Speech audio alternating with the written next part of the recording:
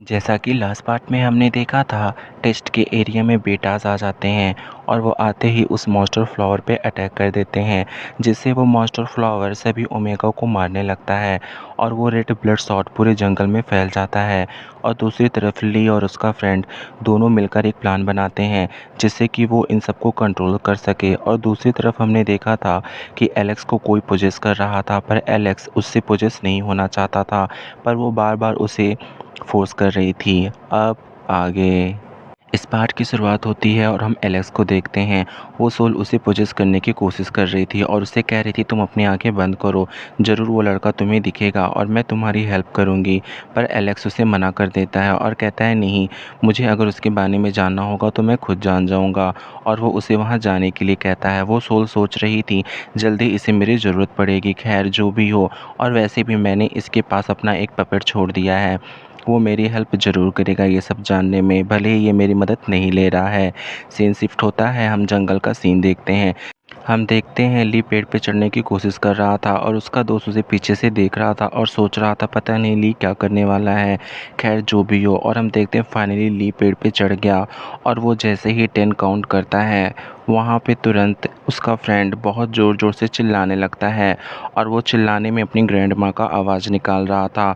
और जैसे ही वो चिल्लाता है, उसका आवाज़ देखकर वहाँ पे जितने भी लोग पेड़ पर बैठे होते हैं वो सभी एक साथ चिल्लाने लगते हैं और पूरी तरह शोर मचा देते हैं, जिसकी वजह से बेटा का ध्यान भटक जाता है और सारे बेटा कहने लगते हैं ये ओमेगास पागल हो गए हैं क्या, ये इस तरह क्यों चिल्ला रहे हैं, और वो अटैक करना छोड़ देते हैं और उनका ध्यान भटक जाता है। और इसी मौके का फ़ायदा उठाकर ली तुरंत एक्शन में आ जाता है और वो सोचता है मुझे जल्द से जल्द इस फ्लावर के पास जाना होगा और इसके लिए मुझे उस फ्लावर के अंदर जाना होगा, तभी मैं कुछ कर पाऊँगा। और ली पोजीशन में आता है और वो अपने तरीके से उस फ्लावर में जंप करने की कोशिश करता है। वो टहनियों से दूसरे टहनियों पर कूदता है और तुरंत ही वो सरकते हुए उस फ्लावर के अंदर की ओर जा रहा होता है।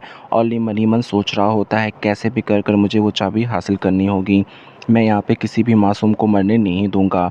और दूसरी तरफ हम देखते हैं वो पूरी तरह फ्लावर के अंदर चला जाता है। वहाँ पे एक बेटा देखकर ही हैरान रहता है, क्या कहता है क्या सच में उसके अंदर कोई चला गया है, मैंने क्या सच देखा है।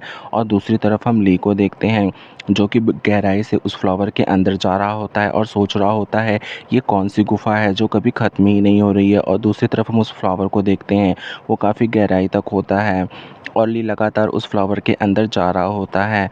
और कुछ देर बाद ली देखता है कि वो उसके कोर में पहुंच गया है।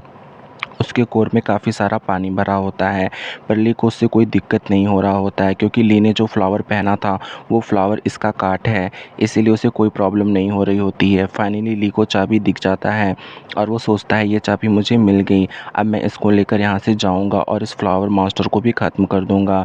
ली तुरंत ही उस चाबी को अपने हाथ में उठा लेता है और सोचता है ये वही फूल है जो इस फ्लावर को ख़त्म कर देगी। और ये सोचकर ली ने जो लकड़ी का हथियार बनाया था उसे अपने पास से निकालता है और वो निकाल कर उस फ्लावर को भोंक देता है। और जिसकी वजह से हम देखते हैं धीरे धीरे वो फ्लावर की हालत ख़राब होने लगती है और ली लगातार उस फ्लावर को स्टेप करते जा रहा था और फाइनली ली उस फ्लावर के कोर को ख़त्म कर देता है, जिसकी वजह से वो फ्लावर मर जाता है और उसके जितने भी रेड ब्लड शॉट थे वो काले पड़ जाते हैं और वो निष्क्रिय हो जाते हैं। वहाँ पे खड़े सारे ओमेगा कहते हैं अरे ये क्या, ये तो अच्छा हुआ ये फ्लावर का रेड ब्लड शॉट ख़त्म हो गया, क्या ये फ्लावर मर गया और ये मास्टर फ्लावर ख़त्म हो गया। वो सब बहुत खुश होने लगते हैं और तभी ली का फ्रेंड सारे लोगों से कहता है कि वो मास्टर फ्लावर मर चुका है, तुम सभी लोग पेड़ से नीचे आ जाओ, अब हम लोग सेफ़ हैं, हमें कोई दिक्कत नहीं है। और ये कहकर वो सबको बुलाने लगता है और हम देखते हैं जितने भी ओमेगा सर्वाइव किए थे वो सभी एक साथ आने लगते हैं। ली का फ्रेंड सोचता है ली कहाँ है, वो तो कुछ दिख नहीं रहा। तभी उन्हें कोई पानी की आवाज़ सुनाई देती है और वो देखते हैं उस मास्टर फ्लावर के अंदर से बहुत ढेर सारा पानी आ रहा होता है और वो ये सब देखकर हैरान थे। और उसी पानी के साथ हम ली को भी देखते हैं जो कि बहता हुआ उस पानी के साथ उस फ्लावर से बाहर निकल रहा था। और वो जैसे ही बाहर आता है ली का फ्रेंड उसके पास जाने लगता है और उससे कहने लगता है कि तुम ठीक तो हो, तुम्हें कोई प्रॉब्लम तो नहीं हुई, और वो बार बार उसका नाम ले रहा होता है। दूसरी तरफ हम ली को देखते हैं जो कि सोच रहा होता है कैसे भी कर कर मुझे अपने चेहरे को छुपाना होगा वरना ये लोग मेरी पावर का अंदाज़ा लगाने लगेंगे। और दूसरी तरफ ली का फ्रेंड कहता है, तभी ली कहता है मेरा मेरा नाम लेना बंद करो, मैं पॉपुलर नहीं होना चाहता। और ये सोचकर ली कहता है इससे पहले कि कोई और मुझे देखे मैं ये चाबी किसी और को दे दूँगा। ये सोचकर ली उसको फेंक देता है और तभी वो लड़का सोचता है क्या सच में मुझे ये चाबी मिलने वाली है, मैं तो बहुत ज़्यादा पॉपुलर हो जाऊँगा। और वो चाबी अपने हाथ में ले लेता है और वो बहुत ही ज़्यादा खुश हो रहा होता है और वो दौड़ के भागने लगता है। तभी हम देखते हैं उस लड़के के पीछे अपने पावर से अटैक कर दिया था। इसकी वजह से वो लड़का बहुत बुरी तरह ज़ख्मी हो जाता है और उसके हाथ से चाबी छूट जाती है और वो चाबी उड़ते हुए उस बीटा के हाथ में आ जाती है। और ये वही बीटा था जिसने उस फ्लोर पे अटैक करके सबकी जान को जोखिम में डाला था। वहाँ पे खड़े सारे ओमेगा ये सारा तमाशा देख रहे होते हैं और तभी हम ली को देखते हैं। वो कहता है ये फिर से आ गया, ये ज़रूर कोई प्रॉब्लम क्रिएट करने वाला है। तभी हम उस बीटा को देखते हैं। वो कहता है तुम सभी कमज़ोर हो, तुम्हें क्या लगता है कि तुम लोग ये चाबी ले जाकर अपना पावर और अपनी वैल्यू बढ़ा लोगे? कभी ऐसा नहीं होगा। ये चाबी सिर्फ मैं डिज़र्व करता हूँ और तुम सारे लोग मरना डिज़र्व करते हो। तुम्हें क्या लगता है तुम सब यहाँ से ज़िंदा जाओगे? नहीं, एक एक करके सब मरेंगे, कोई नहीं बचेगा। और ये कहकर वो बहुत डेविल स्माइल दे रहा होता है और तभी अचानक हम देखते हैं वो बीटा एक फायर बॉल क्रिएट करने लगता है और कहता है आज यहाँ पे सारे ओमेगा मर जाएंगे, वीक लोगों की इस दुनिया में कोई जगह नहीं है, तुम सबके सबको मरना होगा। और ये कहकर वो बहुत ही गुस्से में अपने फायर बॉल को क्रिएट कर लेता है और बहुत ही डेविल स्माइल देता है और उन सब के ऊपर अटैक करने लगता है। और तभी हम देखते हैं सारे ओमेगा बहुत डर जाते हैं और वो उससे कहते हैं ये क्या कर रहे हो? पर वो लगातार फायरबॉल क्रिएट करके सारे ओमेगा को मार रहा होता है और एक एक करके बहुत सारे ओमेगा मर रहे होते हैं और कई तो मना कर रहे होते हैं। दूसरी तरफ हम ली को देखते हैं, वो अपने फ्रेंड के साथ कहीं छुप गया था और कहने लगता है ये क्या हो रहा है, हमें इसे रोकना होगा। वहाँ पे एक लाल बटन है, हम उसे दबाकर इमरजेंसी से अपने मास्टर्स को बुला सकते हैं। हमें कैसे भी कर उस बटन तक पहुँचना होगा, वही है जो अब हमें बचा सकती है।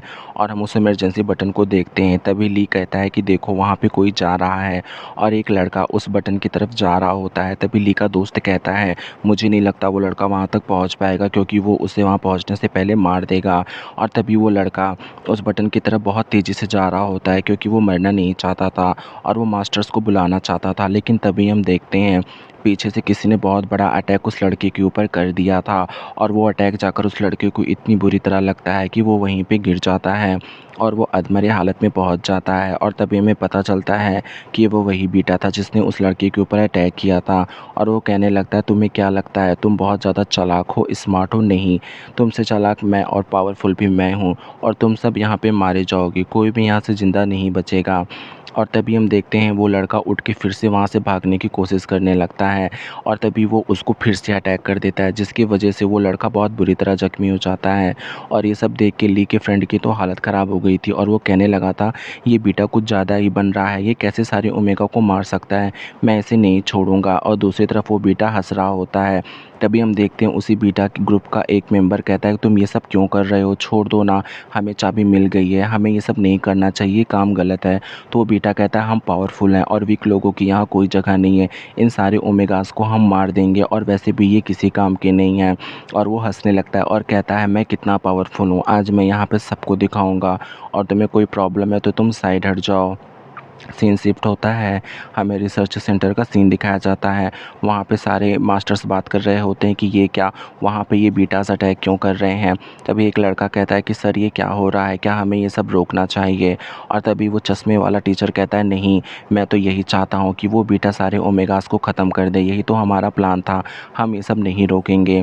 और तभी पीछे किसी लड़की के चिल्लाने की आवाज़ आती है और वो कहती है तुम ये सब क्या कर रहे हो, तुम लोग ये सब करना ठीक नहीं है। और हम वहाँ पे देखते हैं कि ये ओमेगास की टीचर होती हैं जो आकर कहती हैं तुम ऐसा कैसे कर सकते हो, टेस्ट कंप्लीट हो चुका है, उसके बाद भी वो लोग ओमेगास को मार रहे हैं जो कि पावरफुल हैं और ये गलत है, तुम्हें ये सब रोकना होगा, ये सब सही नहीं है। तो चश्मे वाला टीचर कहता है कि नहीं, कमज़ोरों की कोई जगह नहीं है और तुम्हें ये समझना चाहिए और जब तक वो लाल बटन नहीं दबाएगा हम में से कोई हेल्प के लिए नहीं जाएगा, यही हमारे रिसर्च इंस्टीट्यूट का नियम है। और ये कहकर वो काफ़ी ज़्यादा स्माइल देता है और कहता है मैडम तुम्हें तो बस मज़ा लेना चाहिए। और उनकी ये सारी बातें सुनकर मैम काफ़ी ज़्यादा शॉक हो जाती हैं। और तभी वो चश्मे वाला आदमी कहता है कि इस औरत को ले जाकर बंदी बना लो, ये ज़्यादा बकवास कर रही है। और तभी गार्ड्स उसको पकड़ लेते हैं। सीन शिफ्ट होता है, हम ली और उसके दोस्त को देखते हैं। ली का दोस्त कहता है मेरी जान ही क्यों ना चले जाए, मैं इस बेटा को जान से मार दूंगा। ये हम सबको ऐसे कैसे मार सकता है, हमने तो इसका कुछ गलत नहीं किया है। और वो काफ़ी गुस्से में जा रहा था, तभी हम देखते हैं ली उसका हाथ पकड़ लेता है। और जैसे ही ली उसका हाथ पकड़ता है, उसके बारे में कई सारी बातें ली को पता चल जाती हैं। और उसे पता चलता है कि उसकी ग्रैंड मदर इकलौती हैं जो उसका इंतज़ार कर रही हैं। तभी ली उससे कहता है तुम कमज़ोर हो, तुम मत जाओ वहाँ पे, तुम मारे जाओगे। लेकिन ली का फ्रेंड कहता है मेरा हाथ छोड़ो, मैं यहाँ तुम्हारे तरह ऐसे नहीं बैठ सकता, मैं जाऊँगा और मैं उसे मार दूँगा, भले ही इसमें मेरी जान ही क्यों ना चली जाए, लेकिन वो इस तरह हम सबको नहीं मार सकता। और ये कहकर वो ली का हाथ झटकार देता है और तेज़ी से उसकी तरफ जाने लगता है। और ली उसे रोकने की बहुत कोशिश कर रहा था, लेकिन वो उसकी एक बात नहीं सुनता और वो जल्दी से उस बीटा के पास पहुंच जाता है। और वो जैसे इसको पंच करने वाला होता है, वो उस गिर जाता है। और ये सब देखकर ली परेशान था और सोच रहा था अब मुझे ही कुछ करना होगा। दूसरी तरफ हम ली के फ्रेंड को देखते हैं, वो बीटा का पैर पकड़ लेता है और कहता है तुम ये सब नहीं कर सकते, आज मैं तो मरूंगा लेकिन साथ में तुम्हें भी लेके मारूंगा। तभी वो बीटा जल्दी से ली का बाल पकड़ के खींच लेता है और कहने लगता है तेरी इतनी औकात कि तू मुझे मारेगा, पहले तो तू खुद को बचा ले। और ये कहकर वो एक फायरबॉल क्रिएट और ली के फ्रेंड के ऊपर अटैक करने वाला था और कह रहा होता है कि तुम्हारे जैसे कमज़ोर लोगों की यहाँ कोई जगह नहीं है। तभी हम ली को देखते हैं, वो पीछे से दौड़ता हुआ आता है और उस बीटे को पकड़ के लटक जाता है और उसका गला पकड़ लेता है और कहता है मैं तुझे ये नहीं करने दूंगा, तूने बहुत लोगों की जान ले ली। और ये कहकर वो अपने पास जो हथियार रहता है, उस हथियार से उस बेटा के उसी हाथ पे स्टैप कर देता है, जिससे वो फायरबॉल बनाकर ली के फ्रेंड को मारने वाला था। और वो उसके आर पार हो जाता है, जिसकी वजह से बीटा को काफ़ी ज़्यादा तकलीफ़ होती है और उसकी चीख निकल जाती है और आंखें फट जाती हैं, जिसकी वजह से उसे बहुत तेज़ गुस्सा आ जाता है और कहता है तेरी ये मजाल, तूने मेरे हाथ पे हमला किया और मेरे हाथ को जख्मी कर दिया, मैं तुझे ज़िंदा नहीं छोड़ूंगा, आज तो तेरी मौत आई है और मैं तुझे बहुत बुरी मौत दूंगा। ये कहकर वो बेटा ज़ोर ज़ोर से चिल्लाता है और अपने दूसरे हाथ से ली के ऊपर एक फायरबॉल छोड़ देता है, जिसकी वजह से ली काफ़ी तेज़ जख्मी हो जाता है और वो बहुत दूर जाकर गिरता है और वो काफ़ी ज़्यादा बेहोशी की हालत में जा रहा होता है। और तभी वो बीटा कहता है आज मैं तुझे ऐसी मौत दूंगा कि तुझे मौत आने पे भी तरस आएगी। और वो फायरबॉल बहुत भयंकर वाला क्रिएट करता है और वो उसको मारने वाला होता है, लेकिन अचानक से वो देखकर शॉक हो जाता है कि ली के पीछे एक बहुत बड़ा धमाका हो रहा है और वहाँ चारों तरफ रेड ऑरा फैल रहा है। और ली भी पीछे मुड़कर देखता है, वो आधे बेहोशी की हालत में था और वो सोचता है ये क्या हो रहा है, क्या यहाँ पे कोई और आने वाला है। और ली बहुत ज़्यादा शॉक्ड था और वो देख रहा था। और तभी हम देखते हैं वहाँ पे रेड ऑरा चारों तरफ फैला होता है और उस रेड ऑरे से एक पैर निकल कर आ रहा होता है और धीरे धीरे वो कदम आगे बढ़ रही होती है। और हमें पता चलता है ये कोई और नहीं मिस्टर एलेक्स होते हैं, जो यहाँ पे पहुँच चुके होते हैं। और वो बहुत स्टाइल अंदाज में कहते हैं स्वागत नहीं करोगे हमारा। और वो बहुत ही गुस्से से उस तरफ देख रहे होते हैं जहाँ पर वो बीटा खड़ा होता है और कह रहे होते तुम्हें क्या लगता है ये सब इतना आसान है।